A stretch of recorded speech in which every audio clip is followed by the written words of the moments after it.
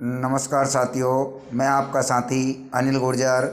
तो साथियों, आज हम इस वीडियो के माध्यम से बात करेंगे पीठासीन की डायरी और प्राधिकृत अधिकारी महोदय की डायरी में क्या अंतर होगा, क्योंकि हमें पोलिंग बूथ पर पीठासीन महोदय को ही प्राधिकृत अधिकारी की भी डायरी भरना होगा। तो साथियों, हम बात करते हैं कि इन दोनों में क्या अंतर होंगे और किस डायरी में कौन सी जानकारी जाएगी। साथियों, अगर मैं बात करूं पीठासीन डायरी की, तो पीठासीन डायरी को लेकर बहुत से नए जो हमारे पीओ महोदय हैं उनके मन में विचार होगा कि क्या मालूम पीठासीन डायरी कितनी बड़ी होगी। तो साथियों, केवल 2 या 3 पेज की पीठासीन डायरी होती है जिसमें सामान्य जानकारियाँ यहाँ पर पूछी जाती है। आप देख रहे हैं ये 3 पेज की जो है वो पूरी पीठासीन डायरी कहलाती है। इसमें आप देखेंगे पीठासीन डायरी में कि भाग 1, यहाँ पर आपको पीठासीन की डायरी में मतदान केंद्र का क्रमांक और स्थान लिखना होता है कि हमारा मतदान क्रमांक क्या है और वह किस पंचायत में या किस गांव में है।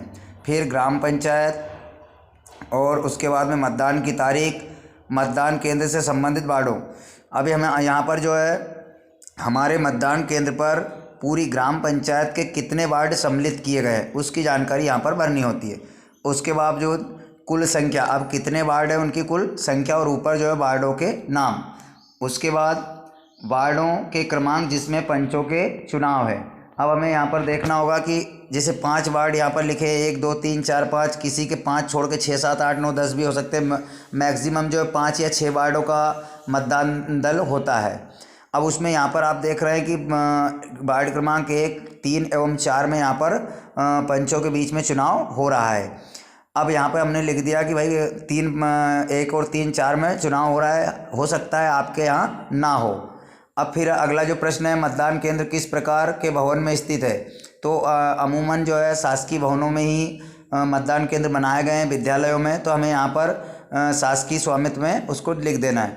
अब मतदान दल के सदस्यों का विवरण, यहाँ पर हमें आपको मालूम है कि मतदान दल जो है 4 व्यक्तियों का है। पहले बताया गया था कि मतदान अधिकारी क्रमांक 4 भी हमें मिलने वाला है, लेकिन इस बार 4 नंबर का अधिकारी नहीं है। तो पीठासीन महोदय मतदान अधिकारी क्रमांक 1, मतदान अधिकारी क्रमांक 2, मतदान अधिकारी क्रमांक 3, उनके यहाँ पर नाम लिख देंगे। और नाम लिखने के बाद कौन से पद और किस संस्था से वह आए हैं उनका भी यहाँ पर हम विवरण लिख देंगे। उसके बाद उपयोग में लाई गई मतपेटियाँ, हमें 2 प्रकार की मतपेटियाँ मिलेंगी। तो यहाँ पर जो है उनके हम नाम लिख देंगे। तो यहाँ पर 2 मतपेटियाँ मिलेंगी, लेकिन जो है उपयोग में कौन सी मतपेटी लाई गई केवल उसी का विवरण हम यहाँ पर लिख देंगे। अब बात करते हैं केंद्र से संबंध मतदाता और मतदान करने वाले मतदाताओं की संख्या। अब यहाँ पर हमें पूरे मतदान का प्रतिशत लिखना। और साथियों, ये जो है मतगणना से पहले ही यहाँ पर ये पूरी पीठासीन की डायरी भरा जाएगी।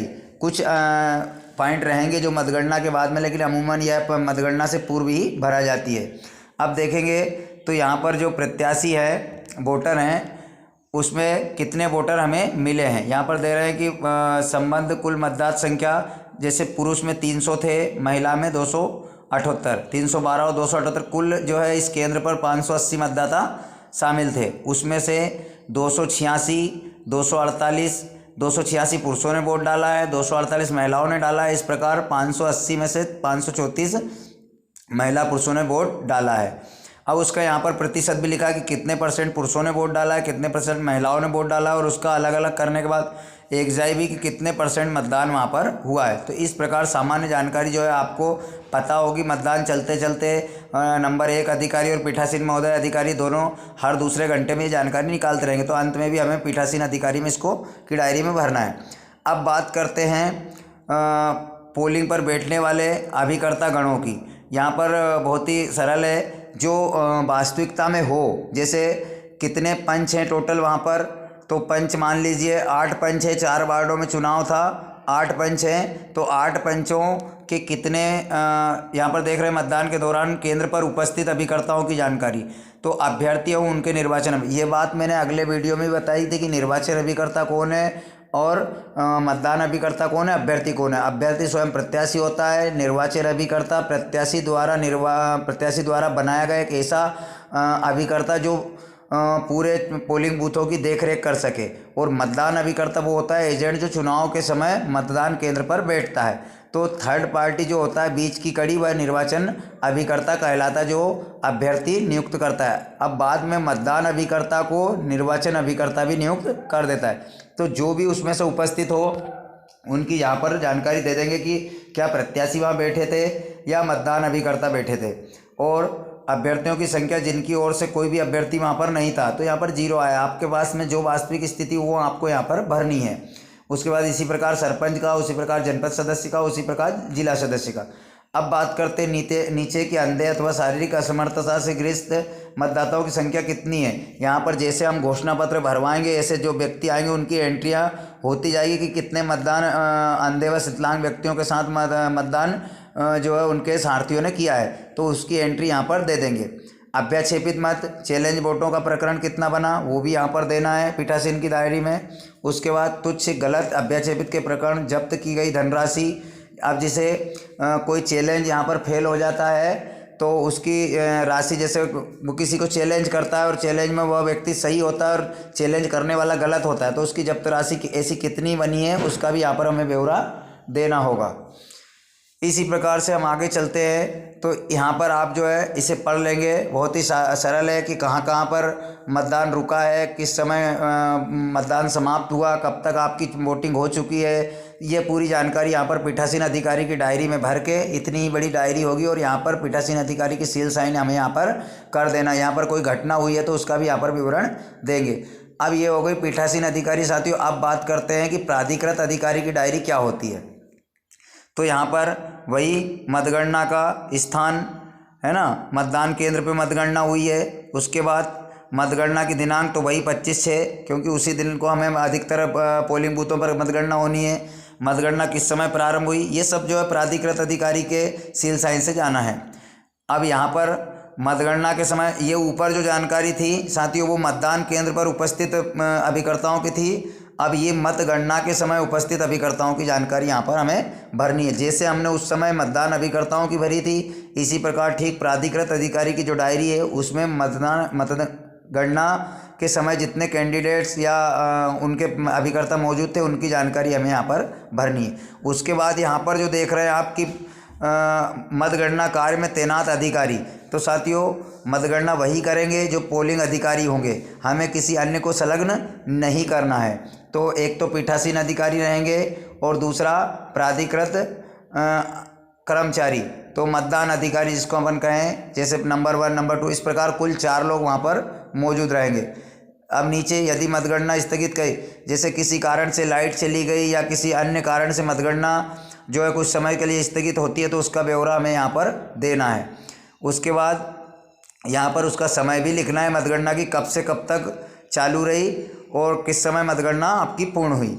अब बात करते हैं पुनर्गणना की। साथियों पुनर्गणना क्या होता है कि हमने एक बार मतगणना की और मतगणना का भाग 2 निर्मित कर लिख दिया,